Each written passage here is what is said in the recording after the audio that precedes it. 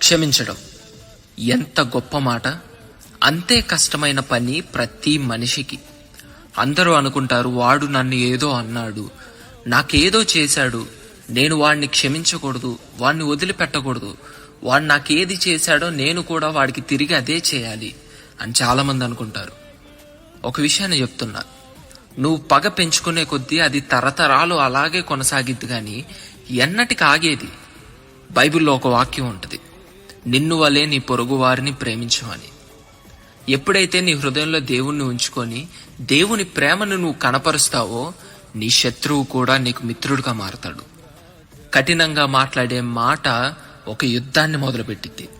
అదే ప్రేమ కలిగిన మాట ఎంత పెద్ద శత్రువునైనా ఎంత కఠినాత్ముడినైనా మార్చిద్ది. ఒక విషయాన్ని చెప్తున్నా, దేవుని ప్రేమ నీలో లేకపోతే, దేవుని ప్రేమ నీలో కనపరచబడకపోతే దేవుడు నీలో ఉండడు. నీలో అశాంతి మొదలైద్ది, అసమాధానం మొదలైద్ది. నువ్వు ఎప్పుడైతే దేవుని ప్రేమను కలిగి ఉంటావో నీ కుటుంబం, నువ్వు ఆశీర్వదించబడతావు. నీ శత్రువు కూడా నీకు మిత్రుడుగా మారే రోజులు రాబోతున్నాయి.